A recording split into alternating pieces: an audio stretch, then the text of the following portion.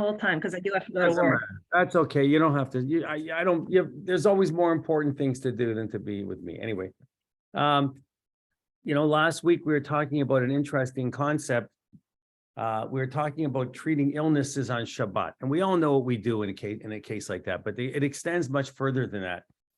And we brought up an issue of when somebody feels that their body is being threatened in any way, and they feel that all the conditions are being met in order for them to not worry about Shabbat.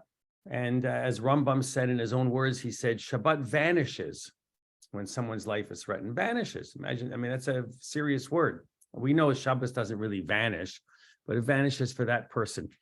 But what is one of the big problems here is when there's a suffix, when there's a doubt.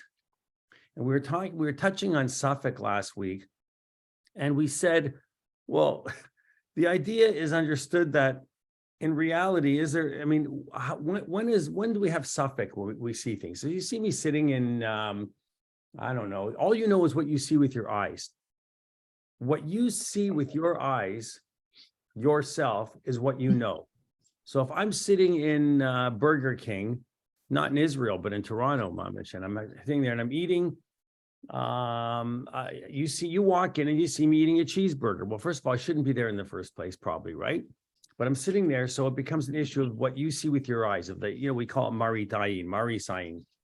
And when you see me sitting there eating a cheeseburger, how do you know I don't want to experience the idea of what it would feel like to sit in Burger King and eat a cheeseburger? So I brought my own Beyond Meat burger. I put it in a sesame bun, and I used tofu cheese, and I put it on top, and I used the right amount of lettuce and tomato, whatever it is that their sauces and all that. And I made it look like exactly like that. And then, I'm sitting there and I'm eating this sandwich. With your eyes, you see me eating a cheeseburger in that restaurant. So that's what you see. That's not a good thing for me. It's not a good thing for anybody. But I know what I'm eating. I just want to experience what it's like to sit in there. Well, you can't, there are things when there's a doubt. You don't know if the piece of meat that I'm eating, never mind the issue of basar b'chalav, you don't know if what I'm eating is kosher or not kosher. There is a doubt. So if I were to sit there and I'd say to you afterwards, I always tell you the story about buying the dog food for Barney, Oliver Shalom, my older dog that I had. And I realized he had to be on a special diet of ground beef and different things. I had to make his own food and add the supplements and nutrients. Kosher beef, I don't have to tell you, is very, very expensive. So I had I used a pot that we called it the wooden spoon in the treif pot. And it was labeled with a big, it was marked all in treif, kept in a separate place. And downstairs, we'd bring it up once every month and we'd make a whole batch and we kept, right? We would do this. But where do you go to buy treif ground beef? If you don't keep kosher and everybody knows you don't keep, it's not an issue. You can go over to Metro here at Bathurst and Shepherd and buy treif ground beef. You're a chazan in a shul. How do you buy treif ground beef? So you go to Scarborough or Mississauga, outside your ear, outside of your walls of your area where you're not going to run into anybody. And I did that. And I went there and I bought it and I loaded up the cart all the way to the top. And I must have had 50 packages. You know what I mean? Like the cart was full. It wasn't like I was buying one pack. And so now I'm who's there? One of our members. They also shop there in Scarborough, So now go try it. I'm buying this for my dog. Sure, he is. You know what I mean? But there is a suffix, right? There is a suffix. And the doubt here in this case is the only way you know if somebody is that sick where they need to be taken to a hospital, if they're sick, is with a proper diagnosis. Not our 10 minutes of medical school that we all went to. You know what I mean? We all know everything because of Google, but there's more to that. I was fascinated. I don't watch a lot of news anymore, but I turned on the news briefly last night after my shear, and they were talking about this football player that had a heart attack on the field and collapsed. And all of a sudden, every news person is an expert. Everybody knows, everybody went to medical school. They all have an advice. Maybe it happened because he took a COVID vaccine. Maybe it happened because he got hit in the chest this way and his heart stopped. Everybody, all of a sudden, it was a medical expert. And I said, why don't we wait to find out what the medical experts actually have to say?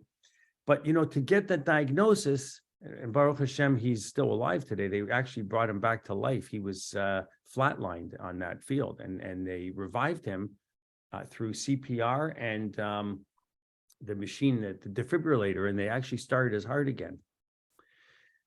So the big problem here is, and we'll come to it eventually, is that, there are some people, nobody here, of course, but there are some people that are very compulsive in their nature, meaning somebody has a sniffle or a bad cold, they're very, I don't even want to say compulsive, they're overprotective, they're protective.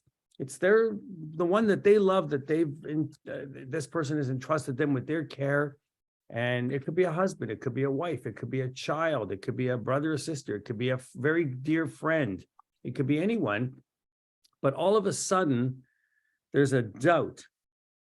Maybe this person is a little bit of a hypochondriac. Maybe every time they get a chest pain and it's a little bit of angina because they have angina. I'm having a heart attack. I think I'm having a heart attack. Well, but last week you weren't having a heart attack. They said it was angina.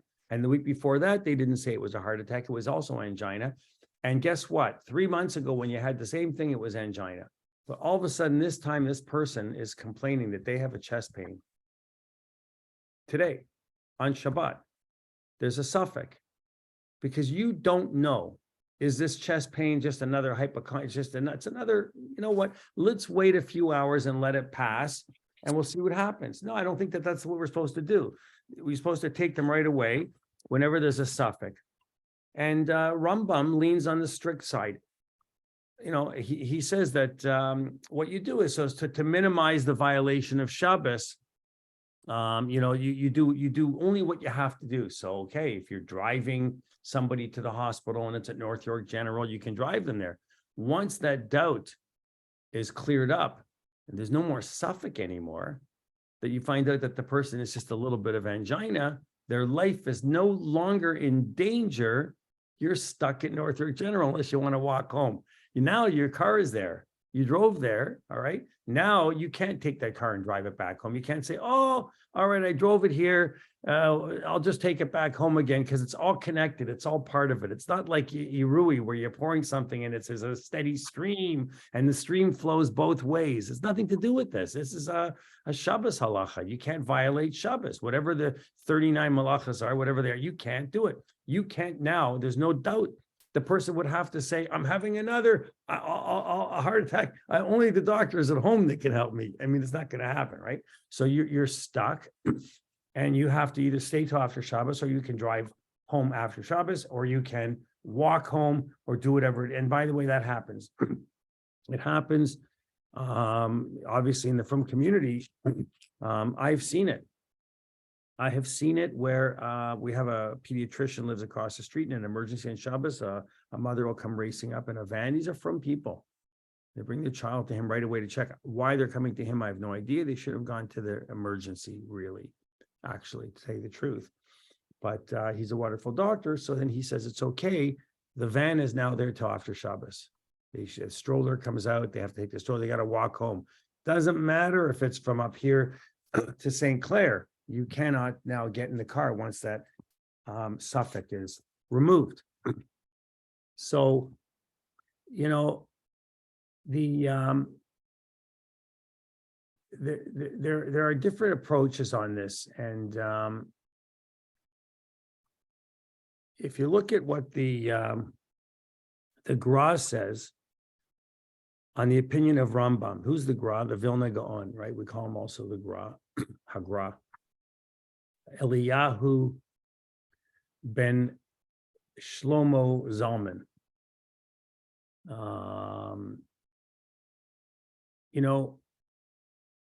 When he speaks about Rambam, when he talks about the issue of saving somebody on Shabbos or violating Shabbos to save a life,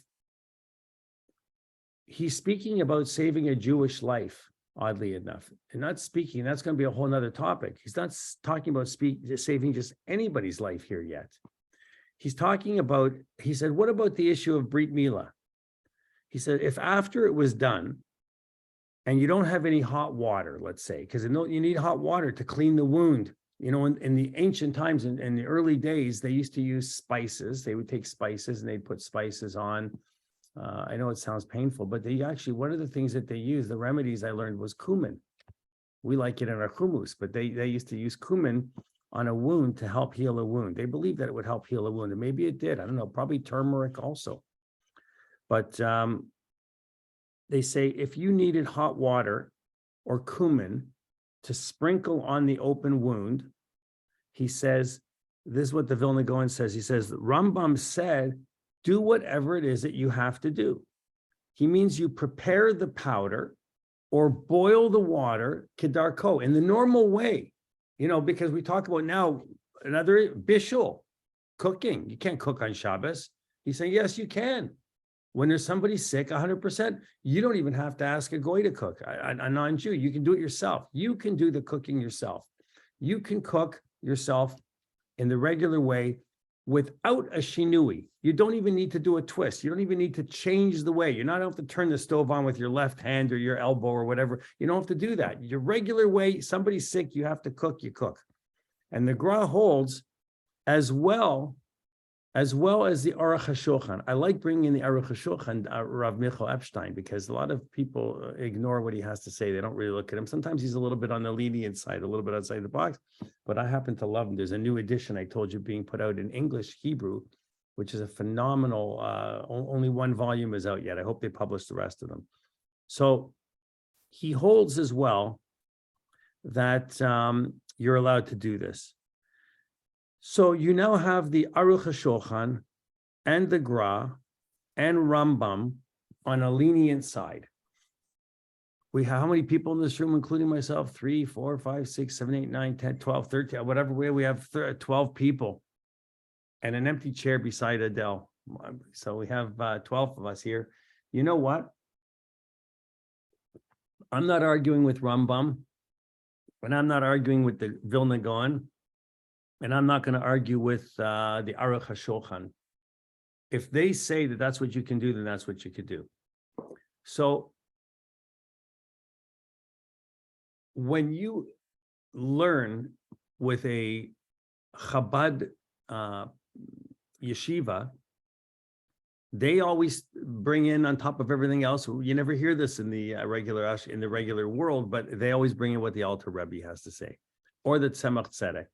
They look and they see who's the third Lubavitcher Rebbe, the Tzemach Tzedek. And interestingly, he's also on the lenient side. So now we have 4.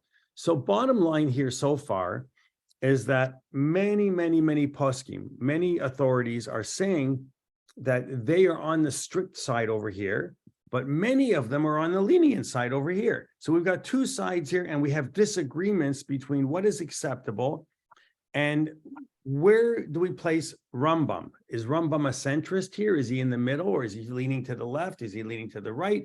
We have to take a look and see, but that's what we have so far. So when it comes to treating a patient on Shabbat, we're going to look now at what the Avnei Nezer has to say. Who's the Avnei Nezer? The Avnei Nezer is Avraham Bornstein. And Avraham Bornstein lived between 1838 and 1910. So a later posek, like he's later on. He was born in Poland, and this part I didn't know until I looked it up, but he's a direct descendant to both the Ramah and the Shach. So he comes from great stock, great yichus. He later on was a close Talmud of the Kotzker Rebbe, and he chose the Kotzker Rebbe chose him to be a son-in-law, so he ended up marrying the Rebbe's daughter. So, he comes from hardy stock, and the Avnei Nezer, Rav Bornstein, says that the reason that the whole Magid Mishnah, the reason that it was embraced with a lenient position, and the reason that we have a lenient opinion here, is that he says the basic line of thinking is that anything that a patient needs done, whatever it's going to be to help with healing, then you have to do everything you possibly can. Anything you can with an element of a life saving to it. Now, that even goes as far as to say, even if the person says every single week they have a chest pain, and the chest pain, has anybody ever owned a pet? I have a pet. You know when pets get sick? When do they get sick? It's always the same. Friday night, Saturday morning, it's always the same. You know, I started at Beth David 2001. Can't believe it, but that's anyway. So when I came to Beth David, my very first Rosh Hashanah, I had a cat back then. I had a cat named Heshi. Heshi was nowhere to be found. I couldn't find him anywhere. And he was more of an indoor than outdoor. So I went outside to see where he was, and he was up on the roof. He's up on the roof. It's September. It's Rosh Hashanah. And here I am having to climb a ladder to go on my roof before I come to shul, daven Rosh Hashanah, to get the cat down off the roof. I mean, it's hysterical. You know, I'm like, I didn't fall off the roof. But what do you do if somebody gets sick and they happen to get sick on Shabbos and it's not even necessarily life-threatening and there's still a doubt? You have to do everything you can. So what do you do? Okay, so now you're desecrating Shabbos. There's no other way to say it. And you do whatever it is that you would do exactly the same way as you would do it during the week. That's a difference. So it's a little bit different than some cases where, you know, you have to make a decision. You have to do something you don't want to do in Shabbos. You might do it with a shinui. You might do something a little bit different. You know, you have to make things comfortable for the person who's you can't see in the dark and they're elderly. And you have to turn on the furnace because you need heat. So otherwise it won't be a happy Shabbos. You know, what kind of a Shabbos is going to be if you're freezing cold? So you have to turn on the thermostat. You bump it a little bit with your, I don't know, your left knee, your elbow or something a little bit different as shinui. You don't want to do it in the first place. Your intention is you don't want to do it, but now you want to have a good Shabbos experience. You want the person not to trip in the dark. You have to flip a light on, you lean against it. You know what I mean? By the way, I've done it even accidentally, you know, like b'diavad, I'm walking by and you know where? In the chapel, right in the shul, not chapel, the social hall in the shul, they got those flat plate things. I'm always leaning against the wall. Times I'm like, boom, I turn the lights off on Shabbos. Now I go too late, now they're off. You know what I mean? You're not supposed to lean on it again, intentionally again to turn it back on. But if you're mamish in the dark, then I suppose you could find a way to do it. So many are now following the idea that Shabbos vanishes, and it doesn't matter what the severity of the violation is on Shabbos. Well, that's even more interesting. Like, it doesn't matter what, well, obviously, I mean, if somebody has to do something to stitch up a wound, so I don't know, sewing, I guess that's not tochein. I mean, sewing is not, a wound is a little bit different than sewing a piece of fabric together. You know, you're not creating something new, you're stitching someone up, but these are all things that you wouldn't normally do on Shabbos. You make a cast. You wouldn't normally be molding and forming a cast on Shabbat out of plaster. Now you are creating something new. We talked about the difference between destroying something or creating something new.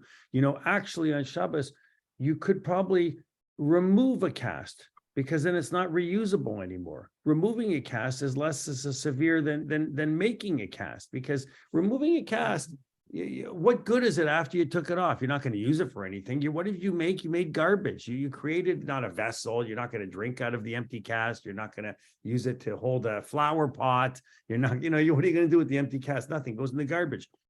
When you create garbage, it's like I say, if you take a piece of paper and you just tear it in half, you got nothing. You got two pieces of torn, useless paper that are no good. If you make a crease in it and you intentionally tear it right down the middle, you've created two nice, beautiful square pieces of paper. That's a violation of Shabbos. That's why some people, when they have to tear toilet paper in Shabbos, they don't do it on the perforation. They do it off the perforation. You do it so you're not creating a perfect square. You're creating a torn piece of toilet paper. It's no good for anything else but the, you know what. So yeah,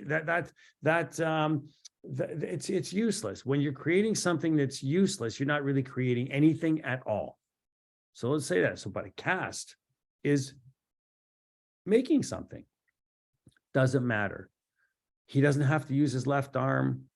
He doesn't have to, if he's Jewish, he doesn't have to use his feet to do it. He can do it in the normal, regular, ordinary way, even if he's a frum Jew. Okay. So once it was said that it's permissible to offer the sacrifices in the Beit HaMikdash while everyone, including the Kohanim, are impure. And when we ignore the laws of impurity and those laws vanish, in the whole, if the whole Jewish people are tameh, which we are, you know that we're all, the word defiled, or we're all impure. We're all impure in some way because we've all handled something from somebody which has made us tameh. That we now set aside those laws in order to perform a sacrifice. So therefore, if that halacha is which gives us a choice of doing something in a way which is considered a major desecration of Shabbos, or in a way which is a minor, a small way of desecrating Shabbos, you don't even have to think about it. Even a shinui is no better or no worse in a situation like that. Just go and do it. You know, I heard a case one time. I yelled at him in a nice way. I mean, the guy, he was a dentist, and he didn't drive on Shabbos, but he was driving to his office on Shabbos to help a patient who was in great pain. I don't know what had to happen. Maybe it was an extraction or whatever it was going to be, but this person was in great pain. And he had to drive and go to the office and do whatever he had to do, the minor surgery to help this patient. So he said, I had to drive. I never drove on Shabbos before. I drove with my left foot. I said, are you crazy? Are you insane? You drove with your left foot. You could have absolutely killed yourself. You didn't hit the brake pot right. And then you go and you drive into somebody and you kill them on the street. You're going to tell the police and the judge and the court, I drove with my left foot. That's why I killed the person. Chas v'chalila. No, you do it the normal way, the safe way, the best way. Get in the car and drive it and get there and go and help the person. Now, the problem is he should really technically be stuck at the office until after Shabbos. He helped the patient. He shouldn't really be driving home. I didn't mention that. I didn't get into that. And I didn't even ask the question. I learned from a great Rav in Toronto, sometimes it's better not to ask a question. You don't want to know the answer, so don't ask, right? It's better not to ask. You know, you can get uncomfortable when you go to, if you are someone who keeps strictly kosher, and you go to someone's house and they're serving you and you're wondering, you know, like it's lunchtime and the food is hot. You know, do they have a blecht? Do they have a plata? Is the soup in a crock pot? Did they take the pot out of the crock pot when they served it? Did they do chazara? Did they return the pot the right way? When they took the pot out of the crock pot, did they have the right intention to put it back? Because if they didn't have the intention to put it back, they're not even allowed to put it back. I mean, you can go crazy with the rules, right? But these are the rules. So the best thing is to do is sit there. If you know it's kosher, eat it, have a good Shabbos, and don't ask the questions. Because if you ask the questions, now you get the answer. Once you have the answer, you're supposed to follow the rules. But you have to think about shalom bayit and also people's feelings too. If you know it's mamish not kosher, then you're not going to eat it. But if you know that it's a kosher home, you don't want to make somebody feel embarrassed or uncomfortable, because that's like committing murder too. You have to see the fine line between hurting someone's feelings, embarrassing them, or causing someone to feel that something, you know. I remember taking a box of chocolates to somebody's house one time from family on before Shabbos. I dropped it off, and then I was going there for lunch, and I went there for lunch, and I knew they were serving, you know, fleishik, so it was obviously parv chocolates, and the box was there. Now they don't have to serve it; they have their own desserts, their own stuff, whatever it is, you know. But they weren't serving the chocolates. I said, you know, if you want to open it, you can open up the shop if you want to, whatever it is. And they didn't want to say anything, so I said to them, you can use it. So that somebody called me in the other room and said, come on for a second. I said, we can't serve it because it's milchiks, it's dairy. I said, no, it's not. Look at it's parv. Oh, you know, from like, didn't even know what I know. So all of a sudden now it's parv, it's okay. So sometimes you can ask a question, sometimes you can't. So Avnei Nezer's conclusion is that regarding Torah violations and Shabbos, there is a great controversy whether you minimize or not a violation of Shabbos. If we're talking about, now here it gets more complicated. If we're talking about a midirabanan, a rabbinic violation, then of course, all rabbinic violations vanish right away. You know, it's there's a difference between a rabbinic violation and a midoraisa. A Torah violation is something more serious. These two opinions have to do with Torah violations of Shabbos. He said, why would the rabbis ever create a rabbinic prohibition for Shabbos just so that it could be pushed aside? It's interesting. Like, if they're making a ruling, the Chazal, if the rabbis are saying, here's a ruling, it's a midirabanan. Okay, it doesn't count. Well, yes, it does. They didn't make a rule just so you can say, well, it's kind of a rule, but it's not really a rule. It doesn't really, but we'll just, that rule we don't have to pay attention to. No, you have to pay attention to all of them, because whoever attended the lecture with Rabbi Steve Saltzman from Adath Israel, Zichrono Livracha, he died too early. He was a great thinker, but he was in Beth David and he was giving a talk one time. I might have been on the all-night learning for Shavuot. Yeah. Remember, he started off and he said, he was talking about the Torah and how the Torah was written. And he said, the Torah is being written, but we by who? You know, like, we're not Torah Jews. Forget the Torah. He didn't say forget the Torah, but he said, we're rabbinic Jews. We follow what our rabbis tell us. That's what we do. We're rabbinic Jews. You can't just ignore whatever they say because you want. That was not their intention. In situations of danger, there, as far as rabbinic violations are concerned, there is no machloket among the poskim as far as rabbinic violations go. The Shabbos goes away, you go ahead and you violate it and you do it. Even Rambam must agree that if we are only talking about rabbinic violations, he said, Shabbos hutra. We push the Shabbos aside to do whatever is necessary for the patient. So here's the bottom line.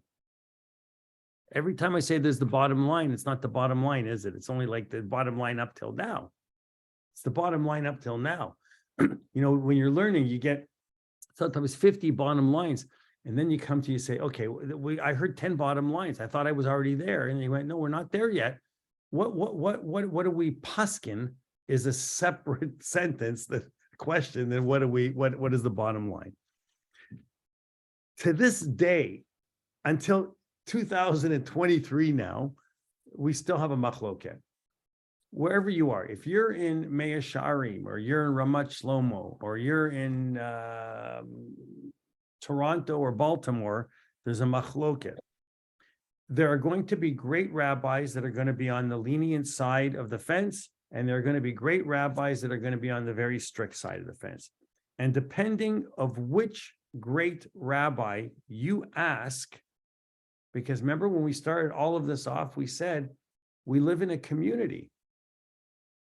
So now I'm saying, depending on who you ask, you're either going to get an answer that you're going to be told, go ahead, just violate Shabbos. It's important to save the person, but they're always going to say, do the minimum as possible.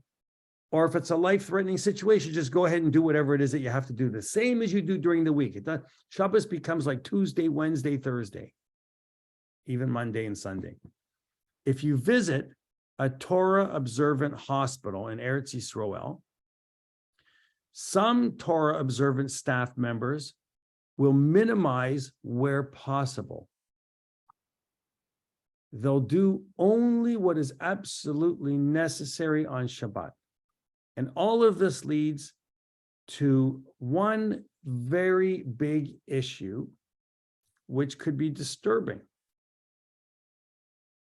Because if I'm going to a hospital because I'm feeling that my life might be in danger, and we said in one class, we don't know, we're not God. And you could say, it's only a broken finger. Really? The broken finger is infected. The broken finger that has the infection is causing blood sepsis. The sepsis is going through your body. It's going to kill you. We don't know. I mean, I'm Every medication and every surgery and every procedure comes with a risk. The simplest procedure comes with a risk. So whether you violate Shabbos or not, to save someone, as I'm sure you would do, you might find out that, well, we talked about Jewish people, saving Jewish people, but what about a non-Jew? And that's where we segue. What about if you're a Torah observant person, doctor in a hospital, and the patient is a non-Jew? Do you treat them differently than the Jewish patient? Do you treat them differently than you do anyone else? Is there a difference? Okay, it's very rare and it should never happen. And it doesn't happen usually, but we've heard it all. Whenever it does happen, you always hear about it in the news. It's the worst scenarios seem to make it to the news the most. The case where, let's say, in a Frum community, they have like a Magen David Adom, or not a Magen David Adom. They're pretty darn good. What do we call them? The Hatsala. Hatsala, which are remarkable also, but they're not on the way to an emergency for someone else, and they go by. They're driving through a non-Jewish district to get somewhere, to get back home, whatever it is. And all of a sudden, they go by a situation where somebody who is not Jewish is in a situation of needing help. And they drive past it and they don't help the person. That gets the worst media attention ever. All the times that they helped, every non-Jew, which they have, every single time, you'll never read about it in any paper. You'll never see it on CNN. You'll never see it in anywhere in the Washington Post. They don't advertise how many times they've helped and saved and helped out a non-Jew. So if they help a non-Jew 500 times, but one, for lack of a better term, yachts, doesn't help the non-Jewish person, and he's a Hatsala driver, a Hatsala worker, and he goes by and says, forget it, what do we care about him for? There's a danger. I'm not talking about the danger to the person's life who isn't getting the help. I'm talking about the danger to ourselves and our community. That will get all the press. That will get all the news. So we're going to head in that direction and talk a little bit about that, because we all know what we would do here in the Zoom room. We know what we would do if it was a non-Jew. You would help them. You would help them in any way you can. A human being is a human being, a nefesh. But not everybody feels the same way. Not every single, even chassid in the world feels exactly the same way. Maybe because they don't know. Maybe because they didn't take this class. But the Magen Avram explained that if you have a non-Jewish woman who did not attend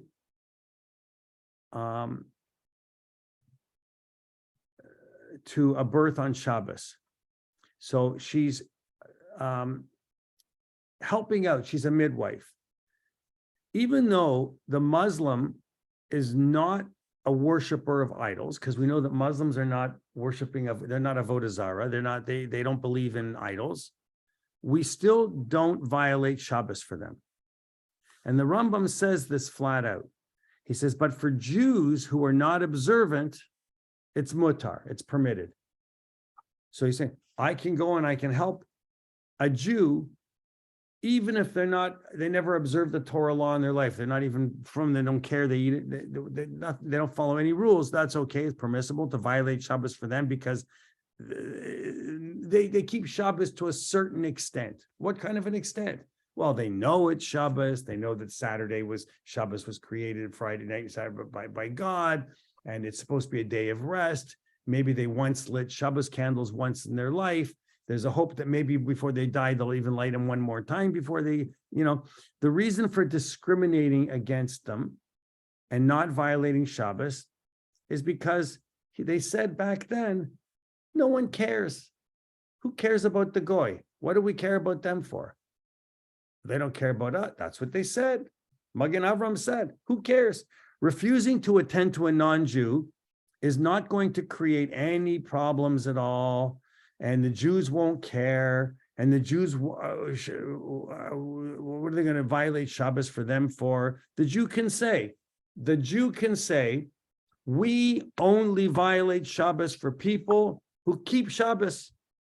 And even someone who doesn't keep Shabbos, well, there's a hope that they will. Maybe once their great Bubby did. Maybe they once saw their grandmother light candles. Maybe they once attended a bar mitzvah, so that to an extent, they keep Shabbos.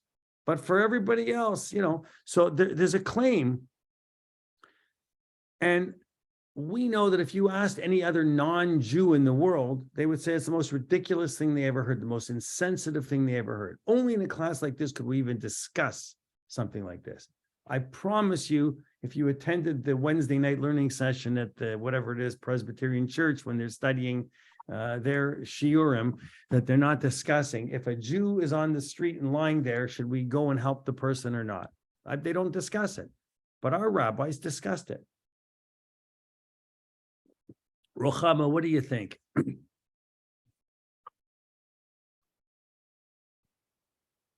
Yep. I'm just listening and learning.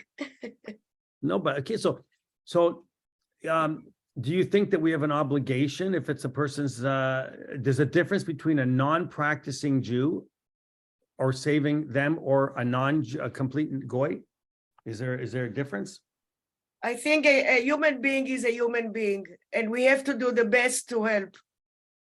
There you go. You should have been working with the rabbis back then. You should have been with the table with them. It should be like this in the Shulchan Aruch. The Mechaber, the Ramah, and Rochama. You're right, 100%. And it implies that, by the way, that if there was a society where non-Jews would care or would cause at all about discord, because we don't care about them, right? We don't. Who cares about them? Then we don't have to help them at all. We're not going to violate Shabbos for them. Let them lie there. Let the goyim help them. Why aren't they helping them? Let them help them. Terrible, right, Ava? I'm saying it the way I learned it, but it's not the way I learned it. There's obviously a better story to it. Well, we would be very upset if they would, if a non-goy, if a non-Jew would not help a Jewish because we are not like them. So we want them also to think about a human being as a human being. Very good.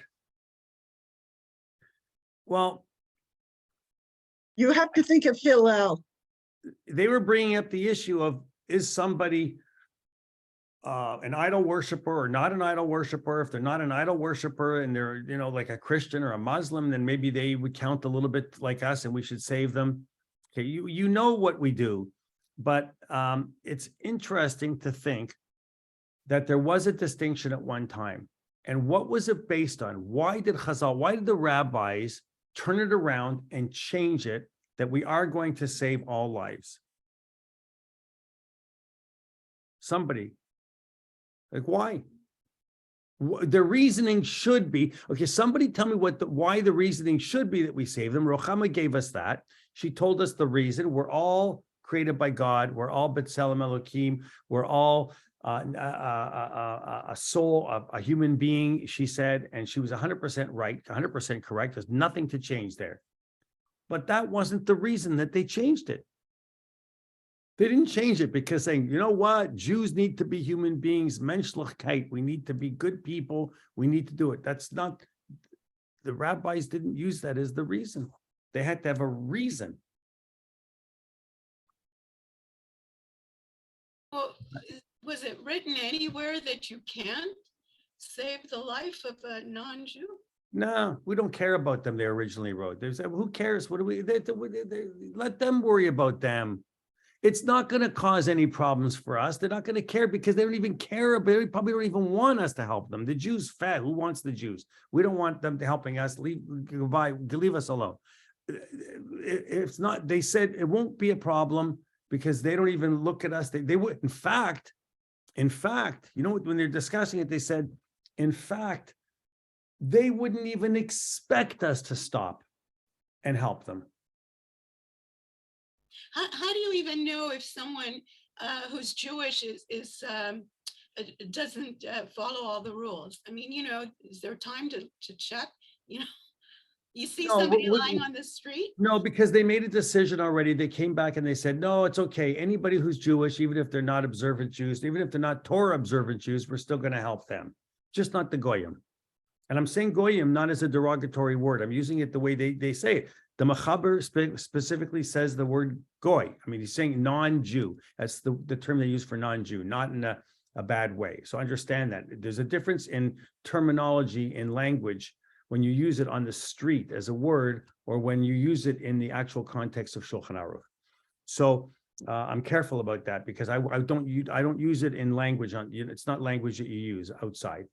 But what I'm saying is, they had to have a reason to say, to be strict, to tell us 100%, if a non-Jew is there and having a heart attack on the street, you run over and you help them, and you even violate Shabbos, even whether it's a Midoraisa Torah law, it doesn't matter. You have to go and you have to help them, be by their side, even if it means going to the hospital and staying with them to make sure that they're okay.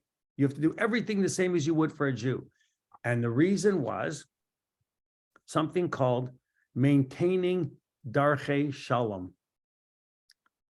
You know, I tell you about the Spanish Inquisition. I'll tell you about the Romans. I'll tell you about the Babylonians. I'll tell you about the Ottoman Empire. The Jews haven't had it easy. You know, you ever watch the movie outside of and the Ir David, where they have it's on the wall at night. They have the beautiful movie. You can watch it under the light. It's fantastic, isn't it, Rochama? And they show the history of Amazing. It's amazing. And I love it. I watched it, I think, at least 2 times when I go. Every time I go, I want to see it again. It's so amazing. First of all, because the environment and the atmosphere of sitting in Yerushalayim. And secondly, at nighttime, to be in the open air, in an outdoor kind of a theater, and to see on ancient walls, on these brick walls, and to see this movie being played. But the movie's giving you the history of the Jews had Yerushalayim, the Jews got kicked out of Yerushalayim. Take your bags and go. Then we come back and we have it, then we kicked out again. We have the whole evolution of all the different empires. And through those empires, even at the time of Rav Yochanan ben Zakkai, when they had to leave at Yerushalayim, and they made a bargain with the Romans to say, we'll leave, give us Yavne, you know, and we'll go. He did it because he had a relationship with that Roman emperor, that he was able to go and say, plead with them and say, let us live, but we'll leave, we'll go there. There was a way of working together to find a way. We've always had to do that until Hitler, Yamach Shemam Zichram, came along and had his agenda. Shame on him. Then all of a sudden, you know, but when you look at what we've had to do to get along, the first thing on the news is the ambulance didn't stop and help the non-Jew. It was a Jewish ambulance. That's the first thing that'll be on the news if you don't do it. So they were saying, oh, now Chazal, now we have a reason. We're not doing it because we care about the non-Jew. We're doing it because we need peace in our community. And if we don't do it, they'll attack us, they'll hate us, they'll punish us, there'll be discord, we won't maintain good relations. And therefore, he's saying, maintaining peace can be created by violating a rabbinic prohibition. That's okay. Now, this idea of maintaining Darchei Shalom came from the Chatam Sofer. He's the one that came up with this and said this. But the Tzitz Eliezer, Rav Eliezer Yehuda of Oldenburg, said, and he quotes the Pri Megadim, he quotes this, you know, this goes back 17th century in Eastern Europe, the Pri Megadim. He says he's not 100% sure that it's correct to lift a rabbinic prohibition in order to maintain peace between them and us. You know, if that's the reason that we're doing it, it's just to maintain peace between them and us, he thinks there is room for leniency in setting aside rabbinic prohibitions for maintaining good relations. But he is not saying that he's lenient. He's saying that he tends to think that there's a room for leniency. But we've heard this over and over through all of our classes. We're always looking for room for leniency. And he says that there are other authors in the Tosfos and Shabbos. He says there's a lot of people that that definitely are in agreement with the Khatam Sofer. But we have some people, some poskim that are saying that just like the Khatam Sofer, that those who follow him and say the rabbinic prohibition should be set aside in order to maintain peace. And there are other ones who say that just to help them would be correct. So there's another bottom line. And the bottom line then up to here is that we're left with no strong objection. So we're not saying yet that it's okay, violate Shabbos for a non-Jew. We're saying there's no strong objection to the leniency. As long as we are not talking about a Torah violation and it's only a rabbinic violation, then Shabbos is involved. It's only a rabbinic violation. So there's room to be lenient in every situation wherever hatred might be brought forth. Discord in the community. Well, is that what we follow? Of course not, right? We know that we don't say, oh, it's only if it's a rabbinic. I'll break a rabbinic violation to help the non-Jew on Shabbos, but I'm not going to break a Torah violation. And Khatam Sofer says, he uses this phrase, he says, if there's no Torah violation, he says, yesh lahatir. Yesh lahatir. It might mean that it's possible to permit a rabbinic violation in order to maintain peace, or it might mean that you should violate a rabbinic violation in order to maintain good relations. In other words, there's a difference to say it's possible, you're permitted, but it's another thing to say, forget about whether you're permitted or not. You better go and do it. You better help this person. This person could die. This is the discussions. So if you think about it for a second, you're going to realize that up to this point, Eliezer Waldenberg, that Tzitz Eliezer, has been searching for a basis for leniency.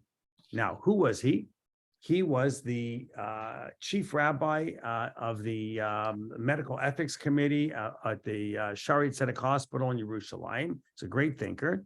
And he found that the Khatam Sofer, he found that those who do agree with the Khatam Sofer, given the sources of Yesh Lahatir, there are those that permit it, that it wasn't good enough. It didn't sit right with him. Now we know that he is, through these kinds of challenges, the Tzitz Eliezer always looked for the leniencies, which weren't always embraced by everybody. So there's a foundation of thinking that the Khatam Sofer teaches us that it's correct to violate rabbinic prohibitions to maintain peace. That's where we're at right now. Go ahead. There's a non-Jew. They're in a position where we don't know if it's life-threatening. There's a suffix, there's a doubt, so therefore you have to do something. We now have permission to perform a rabbinic violation, not to save the person, which I think is wrong, but because we want to maintain peace. That's our reason for doing it. All right. What's the basis for the permission that it's correct to violate and to heal them, even though if you'll violate Shabbos on the rabbinic level? Because all the earlier sources which spoke about discord and hatred between Jews and non-Jews, they were talking about it back in those days, not today. Back in those days, when you told a non-Jew that we only violate Shabbos to save other Jews, they would say that. Just so you know, on Shabbos, we only violate Shabbos to save a non-Jew. So don't be surprised if you have a heart attack and you're lying in the street and I walk by you to get to shul. Don't worry about it. You should know that that's the way it was in those days. Things changed. Things have changed. We're in 2023. If you did that today, that wouldn't be acceptable to go to the Italians next door in your street and say, just so you know, if your husband's having a heart attack, don't count on me. I'm not there for you because it's Shabbos. I can't help you on Shabbos. But if you were Jewish, I would have come for sure and helped you. You can't get away with that anymore. But that was the thinking back then of the Chatam Sofer. So in those days, a simple excuse like that was accepted through the medieval world. No one expected any cooperation between them. They hated each other basically anyway. And however, back in those days, the discord wasn't serious. It wasn't enough to threaten them because the non-Jews never expected a Jew to help them anyway. But nowadays, we live among non-Jews. Back then, remember, because of Chatnut, an intermarriage, we didn't even eat bread in their house. We didn't drink their wine. We maybe would have we didn't send our sons to go over there and have cookies with their daughter. We didn't want any intermarriage. We lived separately. We're in our community and hopefully you'll leave us alone and you won't give us a pogrom. And you go live over there in your community and stay over there. But we now live differently. In Bathurst Manor, you have a Jew living in this house, and next door you have an Italian, and next door you have somebody who's Indian, and next door you have somebody who's Muslim, and then you have another Jew, and you have and we get along, and we help each other. We even cut each other's grass, or or fix their car, or whatever it is that I mean, right, Naomi? We have Johnny down the street. We have people that can help us out. But we live among other nations of the world that respect each other to a certain degree.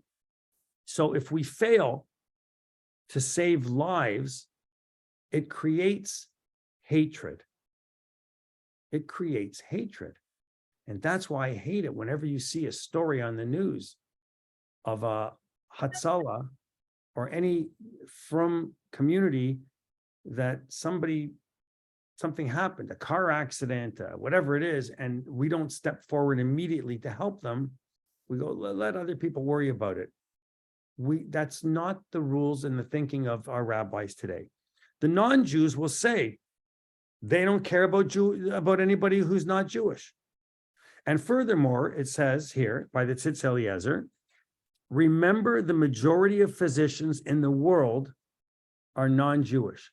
Now we think, because everybody we know is a Jewish doctor, that the whole world lives like that. We live like the top 1% in the world right here in this Zoom room. And, because we can open up the refrigerator and we have, a package of cheese and some bread. We have something to eat. The whole world doesn't have that. And the whole world doesn't have the medical care we have. Let's not just consider our own little insular world. The whole world is filled with doctors. Have you been to Shari Tzedek in Yerushalayim? Big hospital. So I went there. The last time I was there was a lady on my trip from our shul, had a swollen leg. And I thought, oh my God, this is dangerous. I'm worried about her. Maybe it's a pulmonary embolism. I know a little bit. I got very concerned. I insisted that we go to the hospital and we wait in the emergency until she's seen. They give her a Doppler. They make sure she's okay. And she was, and everything went back to be fine. But when I waited all night in the hospital, I was amazed to see the Arab doctors and the Jewish doctors all working. They were all Israeli, all working together, side by side, speaking each other's language, sometimes speaking English. The Arab doctors knew Hebrew, the Israeli doctors knew some Arabic, and they're all working together side by side. Why? To save a life. When you're in a situation like that, these doctors are professionals. They're there to do a job. It was remarkable to see, and it really brought a feeling of a central community together, of caring for each other, putting political feelings aside for that moment. When you're in the trauma center, all of a sudden, some of that doesn't matter anymore. Now, some non-Jewish physicians may react to the news that Jews refuse to save a non-Jewish life and say that we'll refrain from saving their lives. Oh, well, we don't want that. We just said there's more non-Jewish doctors than there are Jewish doctors. Well, how would we like it if we go to the hospital and we're, I don't know, and wherever as we are traveling to, we go, and all of a sudden something happens, we're in hospital, they go, oh, it's a Jew, what do we need to save them for? We only save Arab lives. We only save Greek lives. We don't save Jewish lives. So all of this means that in the nature of the world, the nature of discord has changed. Now, it seems odd that we're basing the reason for saving a human life based on the issue of discord, rather than saying, let's hold hands and be kumbaya and love each other and respect each other as human beings, whether we're Christians or Jews or Muslims, and join together as a world and save each other because we want to be good people. And Chazal was worried about mostly discord. But they come to a conclusion. And then Tzitz Eliezer says that we find in the words of the Maharik, who was an Italian posek, that violating Shabbos to save a non-Jew's life falls into the category of a malacha she'ein eina tzricha legufa. All right. So we have a big idea that deserves a careful understanding. And here's the idea. In order to be guilty of a Torah violation of Shabbos, which is a melechet machshevet, is required. What is melechet machshevet? What are we talking about? We're talking about work, and machshevet is thought or intent. Thoughtful, intentional work is required in order to be guilty of a Torah violation of Shabbos. Right?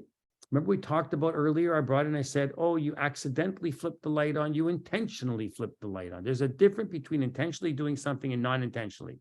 And that's what the Torah says.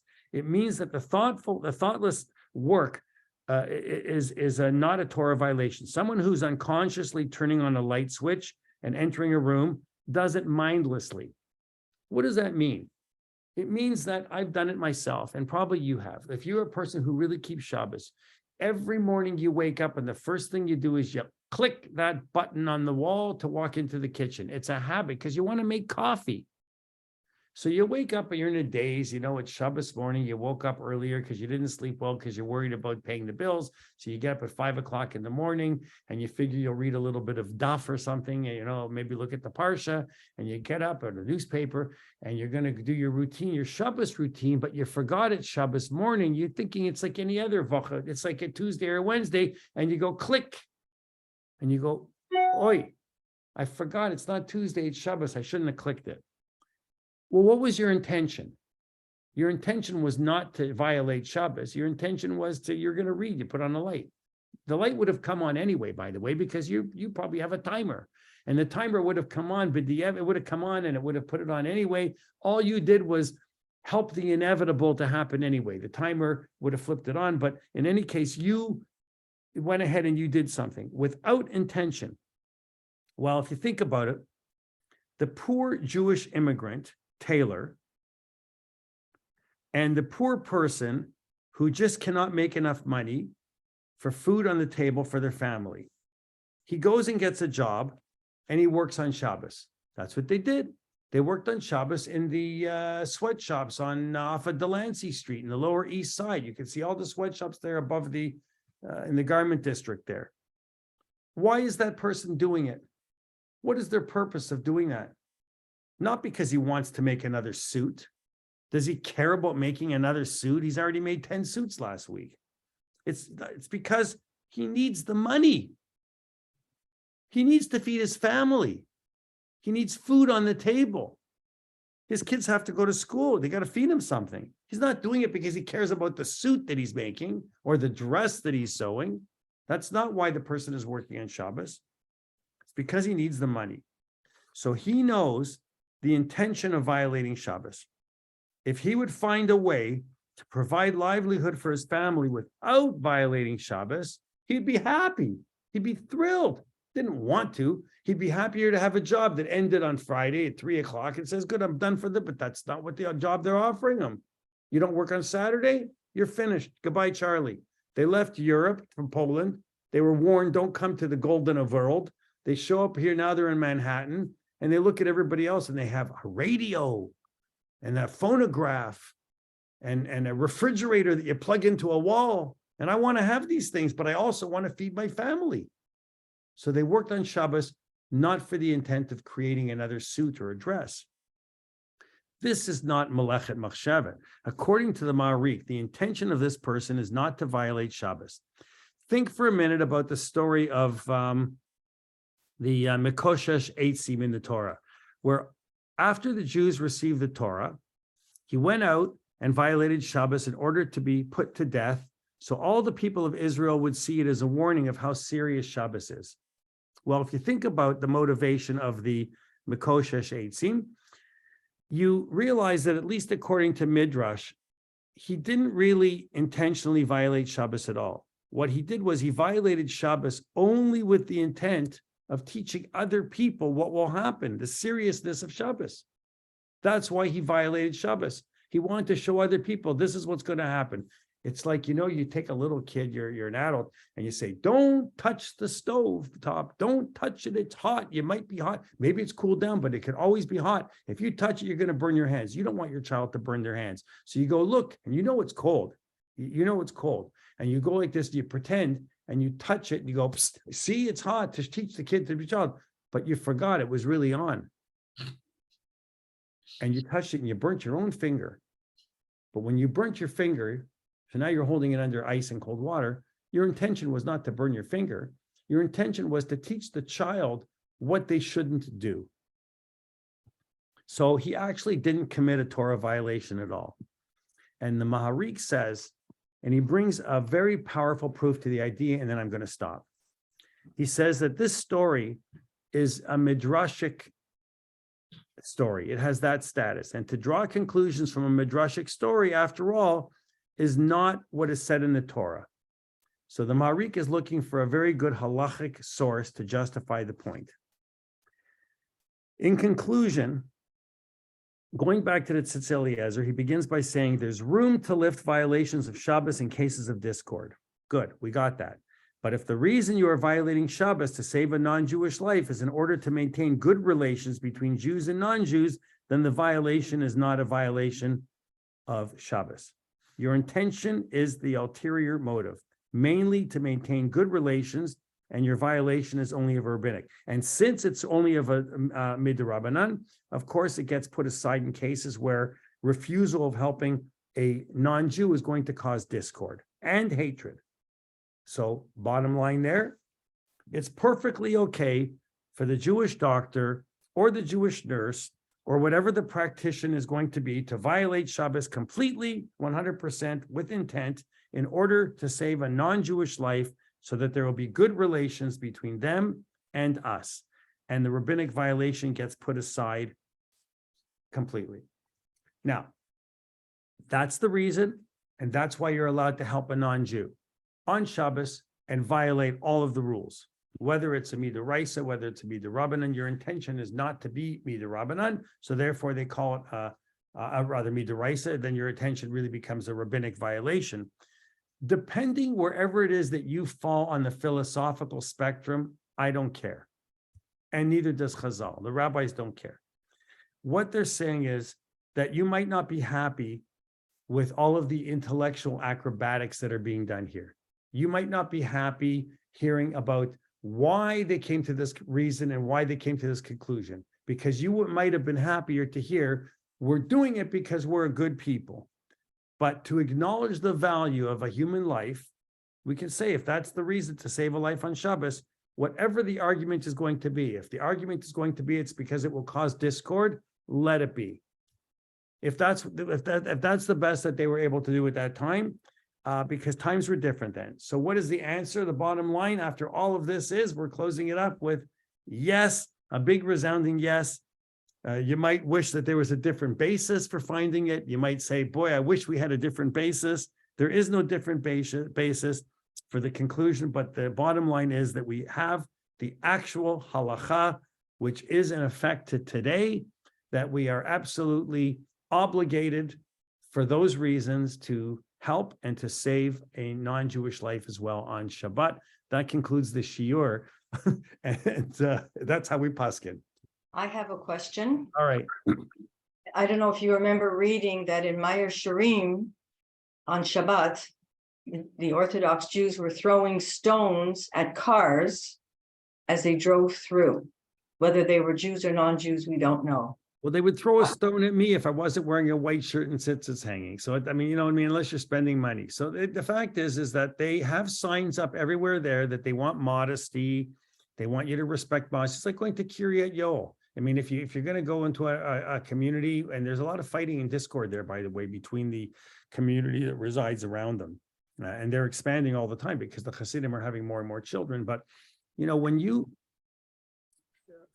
walk through Mea Sha'arim with a mini skirt and a halter top, it's not a good look. It's not a good way to go. Or even a guy to go in with tzitzis and a jeans and his tushy hanging out to the bottom, like some of the fashion is. You know what I mean? That's not a way you go dressed there. I always say, you know, conforming a little bit is a good thing, meaning there is an idea to not just to be antagonistic. So to try and get along with others, I wouldn't go to court wearing a beer t-shirt and torn jeans if I was in front of a judge. And we have on top of our Aron Kodesh, Dalif Neata Omeid. I find that shuls are becoming too casual. Where did ties go on Shabbos? Where did the jacket go? Where did a nice pair of dress pants go? I don't care if you wear a jacket, you don't wear a tie, or you wear a tie and you don't wear a jacket. I'm not going to make a big simus about it. I don't think it's a big thing, but I'm old school. I believe that we should dress appropriately and know before whom we are standing when we come into a house of God, a house of prayer, with the intent of tefillah. But to intentionally do what you say in Mei Sha'arim, to be throwing stones at people just because they're driving through, it's not Shabbos for them. We shouldn't be throwing stones, but remember that just because somebody is in the Hasidic world doesn't mean that they're completely normal. And by what our thinking of normal is. Understand that a lot of these children, unfortunately, we're trying to do something about it. Society is trying to do something about it now with the governor. I mean, it's been a very long battle in the yeshiva world. They don't care. They can't add, subtract, divide, multiply, or read English. And their books are blocked out, and half the language of the words is blocked out. It's a different world. And they see somebody, they'll yell in Yiddish, he's got a smartphone, stone him. Even if you're a Jew and you have a smartphone, you're in trouble. You know, so you can't expect normalcy from people that aren't normal. I'm not saying You have to respect also, you have to respect the place that you're going to. Somebody that goes to Mea Sha'arim, he knows what Mea Sha'arim is. So you have to respect it. You cannot Correct. come with shorts that they Right. I dress appropriately when I go to Borough Park. I dress the way I'm supposed, you know, if I take my wife and we're going hat shopping at Cheryl's or wherever it is in 13th Avenue, you dress appropriately. You dress like the community and be part of it. And by the way, then you feel more welcome and part of it too. But if it's a non-Jew and they don't know to be respectful, it's like I wouldn't walk into a mosque and be disrespectful to the way they are. So there are people that are doing things on purpose, and there are people that are doing things by accident because they don't understand. If somebody's doing something by accident, they're just going through because they're curious. They want to see. It's like, oh, I never saw Hasidim. They're like monkeys in a zoo. I want to see what it looks like. And they're walking through Mea Sha'arim. They're going to get stones thrown at them if they're not behaving. And they're smoking cigarettes and Shabbos. They're driving through and they're swearing and not behaving. But just to simply cause a discord by throwing stones at other people, it's wrong. But that's why I say that Chazal is teaching us, don't cause discord. Let's help them. Let's be good. Let's do the best we can so that they don't put it, because the first thing that's going to be on the news is that we did something bad or wrong. That's the first thing. But what's very sad, I mean, I'm happy that we can help whoever needs the help. What's very sad is that whatever we do in the name of public relations hasn't helped us a lot. You know, haters will hate. And if that's the reason we do it, it's very sad that that doesn't really help us. That's right.